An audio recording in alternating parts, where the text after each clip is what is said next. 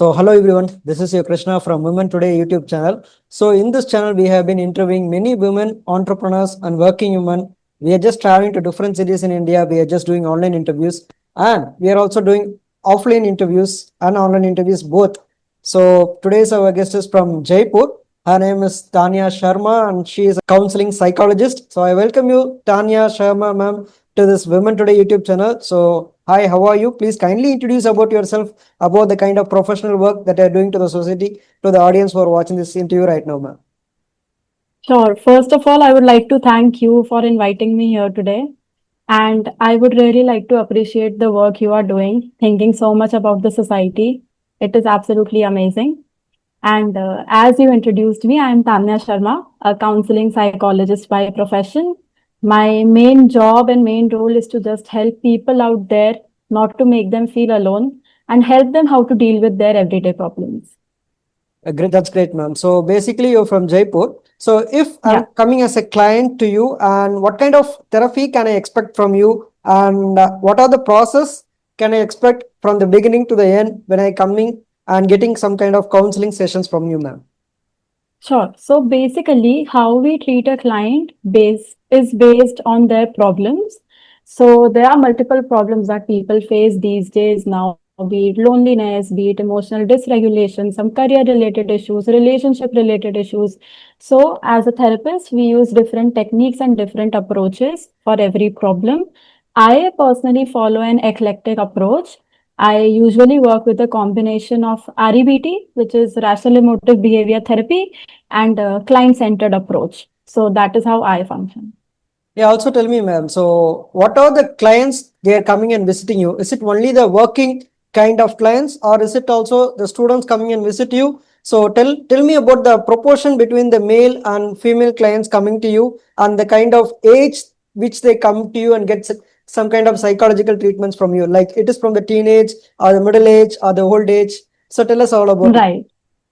Sure. So I have worked at a school as well as a school psychologist. So there I have had the opportunity to interact with students. It is slightly difficult for students to approach us on their own because they have this fear of being judged.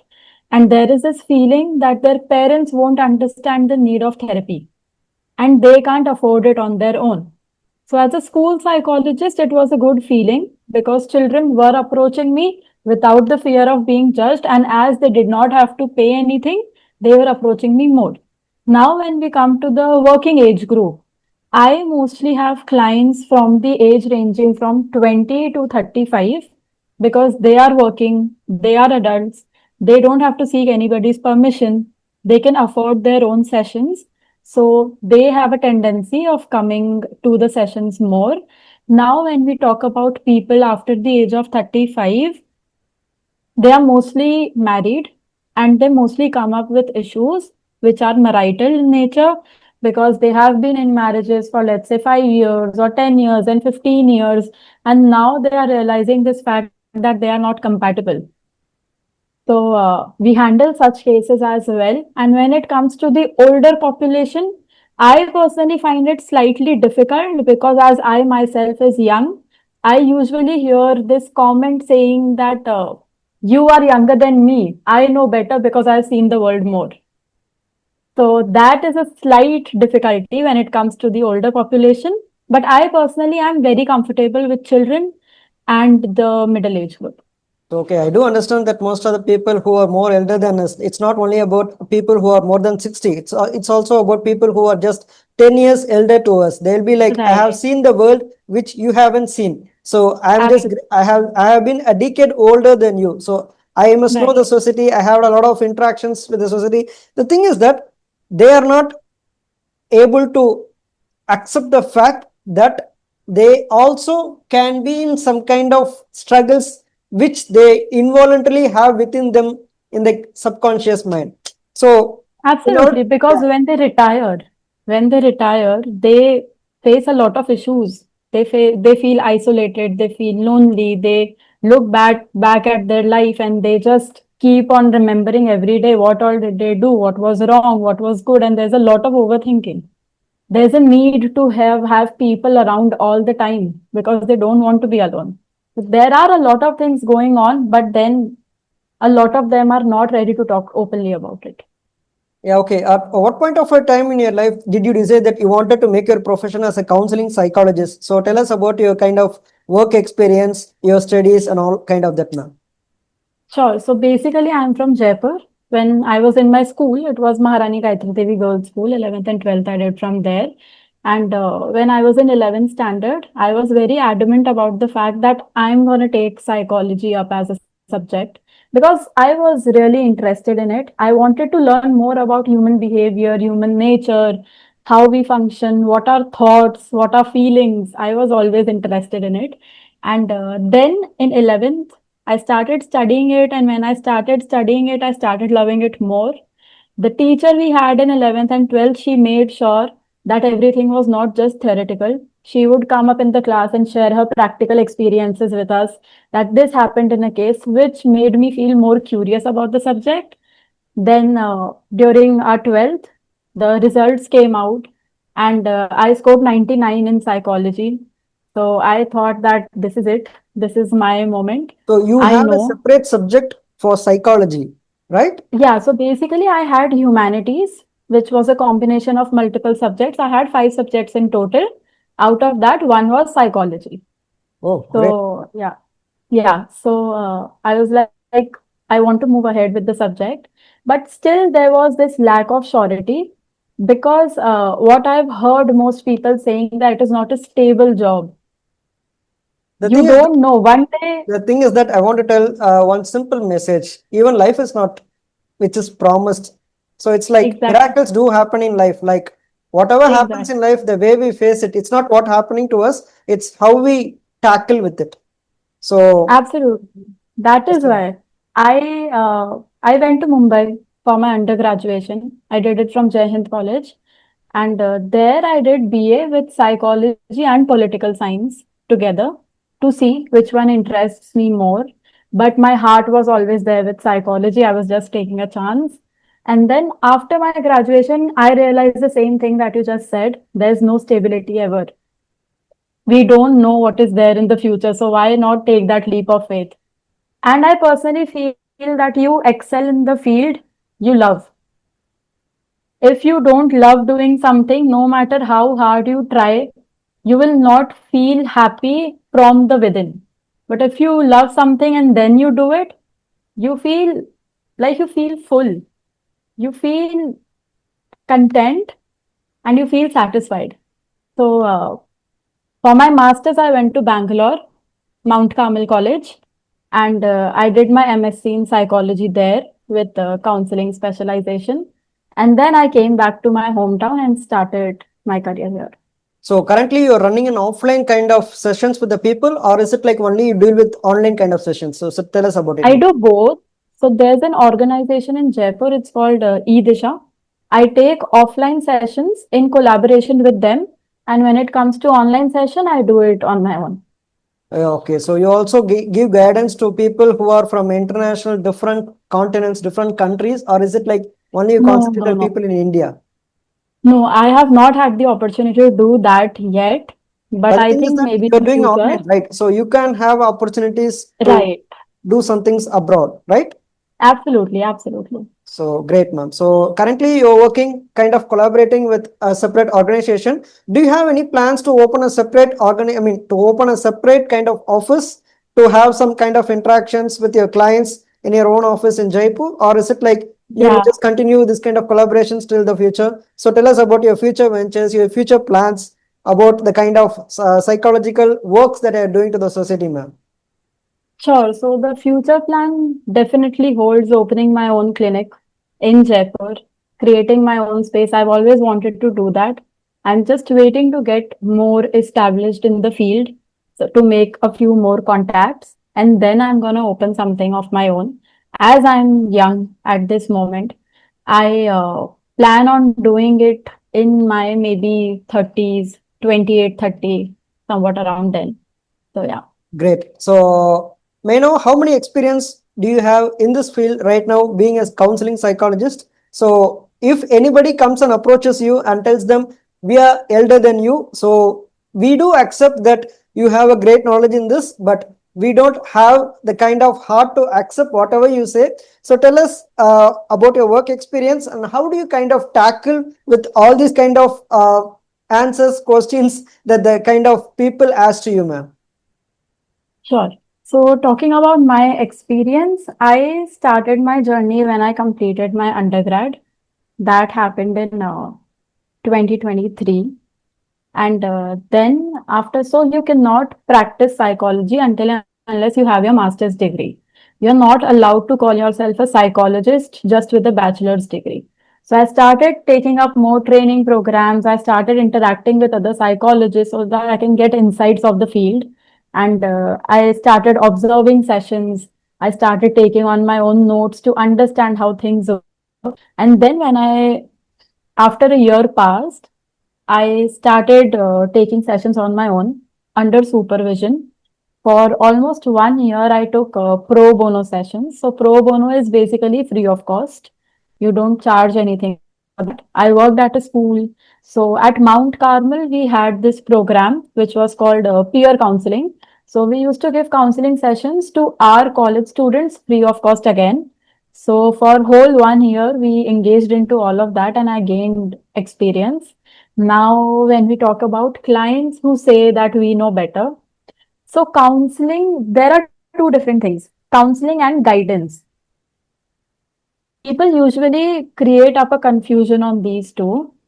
When we say guidance, it is providing the other person with a solution. Let's say you come up with a problem to me and I tell you, you do this, it will be better. Let's say a kid comes up to me and says, Ma'am, I don't know whether to take science, arts, or commerce. And I tell him, You take science, and he takes up science. That is guidance. But when a kid comes up to me and says, I don't know, and I talk to him, I use a few techniques, I use a few assessments, and then he himself understands that, okay, this is my interest, this is what I want to do. That is counseling. You don't tell the other person what they want to do, you develop insight. You help them make a better version of themselves. So it's a kind of So, clarity. You be the clarity when they're just yeah, kind of do not have any kind of ideas that what they should have or they should kind of follow in their life. right, absolutely. So, we basically do not tell them what to do, we make them able to take their own decisions. We make them able to know what they like and what they don't like, and what they want to do, what they don't want to do. So also tell us, ma'am. So many people, it's not only the elderly people, the middle-aged people, or the kind of teenaged people. Tell us what kind of signs do we want to identify within ourselves so that we can have kind of counseling sessions with you, with great psychologists like you. Is there any kind of sign which will tell us that, okay, we should have some kind of sessions with you? Or is it like, okay, every year, whatever things happen, we should come and meet a psychologist? So tell us about the kind of signs, and is it necessary to come and meet as counseling psychologist, or is it like we can just have a normal talk with the kind of people we actually have good friendship with, and we can just solve these problems? So tell us all about it, ma'am. Sure. So, what I personally believe is when we go to a doctor, people prefer taking full body checkups yearly. Why not do the same with your mind? Why not take a full mind checkup once? Because the current world, it is chaotic, it is fast moving, there are a lot of things happening, and it gets difficult to handle it all alone at times. People vary in their personality characteristics. One person and the other person cannot be same. There are differences. For you, some problem might be small, but the same problem for the other person might be something huge. So it depends on the way we perceive and how we think. So let's say somebody is overthinking a lot. For you, overthinking might be something, let's say, not something which bothers you more. Maybe you just overthink, but then you sleep on it and you are fine. But other people, overthinking is a major problem. Even if they try sleeping on it, they can't sleep because of that overthinking.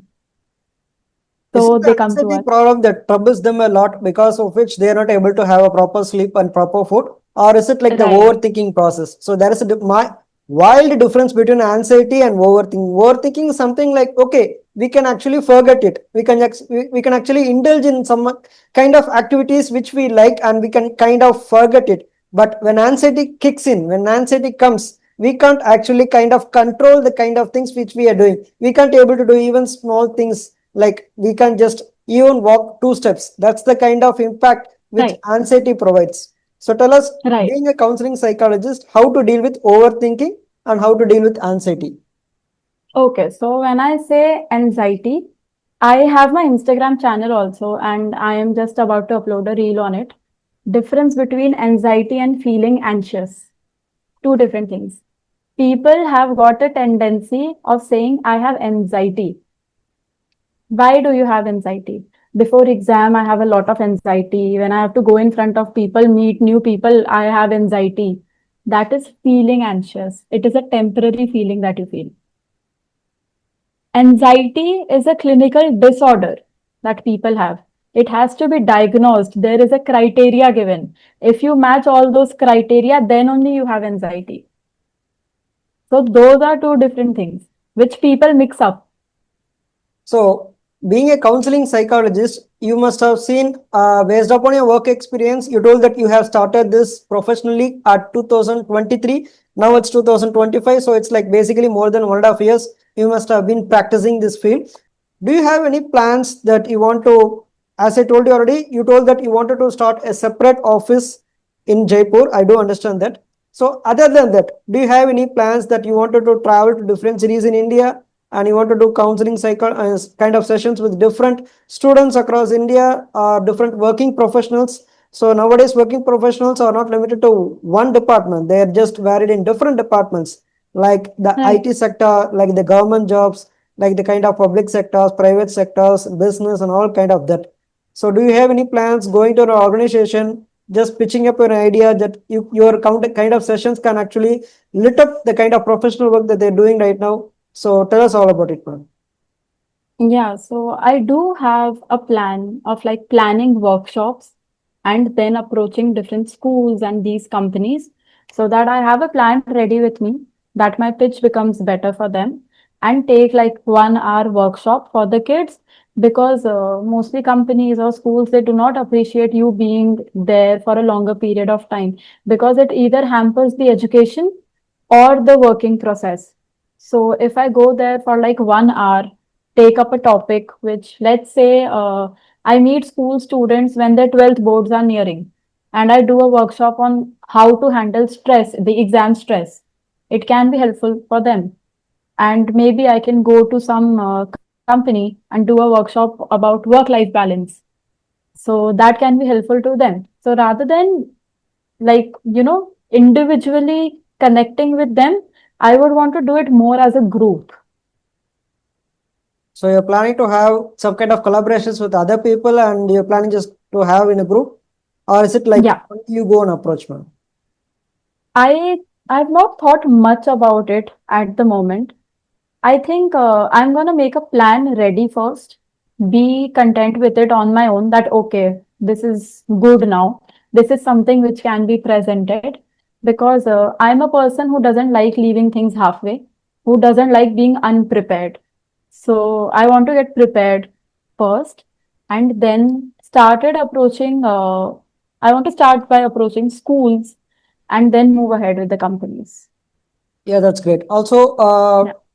if any one of your juniors wanted to become a successful counseling psychologist to you, what kind of advice would you like to tell them so that they can have a proper kind of guidance being a professional counseling psychologist? So tell us about it, man. Don't stop learning ever. Learn new techniques. Read up about things because people come up with different problems. The multiple times it can be same, but you cannot use same techniques because the personalities are different. Also, be true. Don't try to fake it because people can sense when you are faking it and they feel that then there's no point of going. Practice empathy and active listening in your daily life because then only you get a natural flow of it. So, yeah. Okay, that's great. So also, if any one message that you would like to tell to the people, apart from being a counseling psychologist, what kind of message would you like to pass to the people? It may be to the teenage, elderly people, or the middle-aged person. It may be to your friend, relative, or any person. What kind of common message would you like to tell to the audience, ma'am? I think live your life to the fullest. Know how to say no.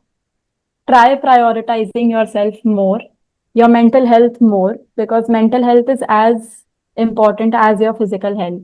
Don't sideline it thinking ki it will get better with time. It won't. It's okay to seek help. So, Let's just remove the stigma attached to mental health and let's normalize it in our country as well. So, yeah.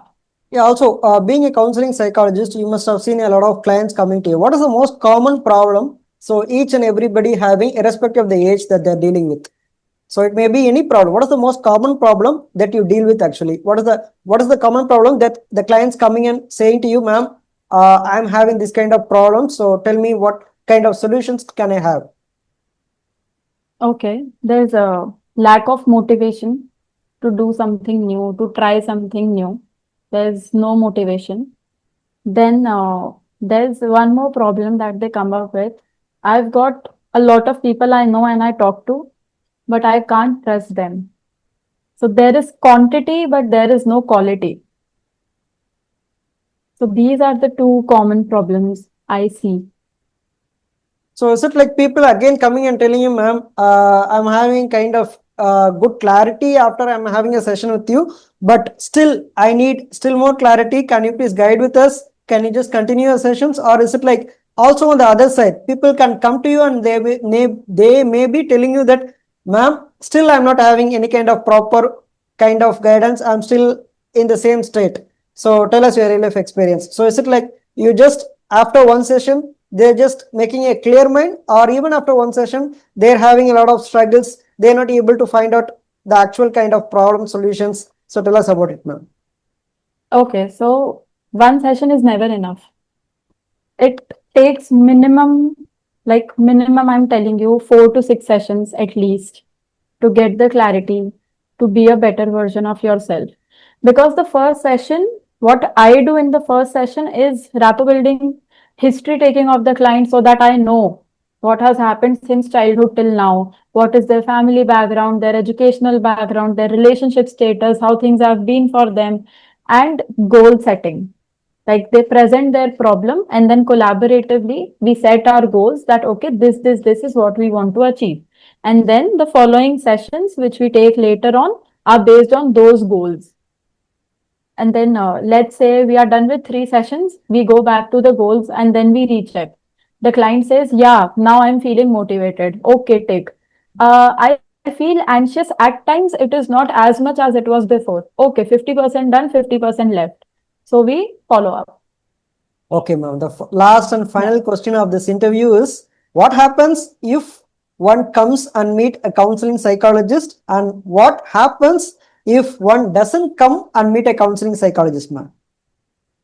Sure. So if you come and meet a counseling psychologist, first, you get clarity. Second, you know yourself better. Third, you know what type of relationship you share with people, what is good in you, what is not good in you, what do you want to change. Fourth would be how to lead a life which makes you feel happy, how to live your life for yourself, not for others, and become a better version of yourself. Because when insight is developed, we notice things which were going unnoticed till now. Let's say two people are having a fight. While having an argument, we all have a tendency to prove our point and not to accept what other person is saying. But when you come, you see it from a third perspective and you understand that, okay, if I would have done it that way, maybe the fight wouldn't have escalated this much. So that is something which happens in a therapy room. You become a better version of yourself. You start loving yourself more. You start understanding other person's perspective as well. But when you don't come to a therapy or a counseling room, you might handle things on your own, but it will feel very heavy. You might start feeling lonely. There are strong people out there who believe that no, we can do it all on our own. But then there comes a point when they feel absolutely drained out. They feel just too heavy and too many things are going on at the same time.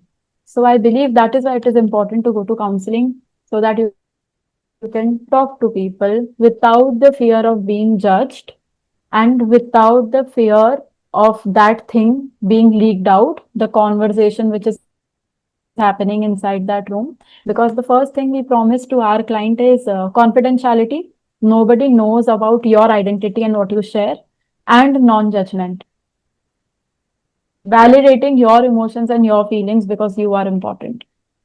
Yeah, great. I do understand that being coming to a psychologist, the simple thing is you can just get clarity and you can just focus on your work, go to a normal life. And if one doesn't come to psychologist, okay, we can just kind of find solution ourselves. But when we are very much kind of drained, we should have some kind of people who can actually guide us. It may be a friend, it may be our parents, it may be our relatives, it may be anyone. So why not get kind of guidance from professional psychologist? So it may be still more clear. So that's what the kind Exactly, of message because which you're telling we right have now. studied it. Right, because we studied it. We got a I gave my 7 years to psychology. There's Right. something that I've studied and something I know better. Right. So So that's once why again. not take advantage? Yeah, that's once again a great kind of conversation with you in this interview, ma'am. So, people who are watching this interview right now, please go subscribe to our Women Today YouTube channel. Please click on the bell icon so that you can receive notifications whenever I do post new videos regarding new women entrepreneurs and working women across different cities in India and also across different countries in the world. So, today's your host is Krishna, and today's our guest is from Jaipur, a famous counseling psychologist. Her name is Tanya Sharma. So I once again thank you, Tanya Sharma, for coming and having this wonderful interview. We had a lot of knowledge about some kind of counseling sessions with you regarding psychology and other kind of things which will make us even more better person in this society, ma'am. So thank you once again, ma'am. Have a very good day. Thank you to you too for calling me here. It was amazing talking to you. And thank you so much for giving me a platform to, tell people what I feel and what I think. So yeah, I'm highly grateful. Thank you. Once again, thank you for your wonderful kind of compliments, ma'am. Because that's great. You're doing good to the society, being a counseling psychologist, and also at the same time, you should also always continue this kind of good deeds to the society. And hope wishing you all the best in the future, ma'am. So once again, thank you. Thank, Have a good day, ma'am. thank you so much. You too have a good day. Thank you, ma'am.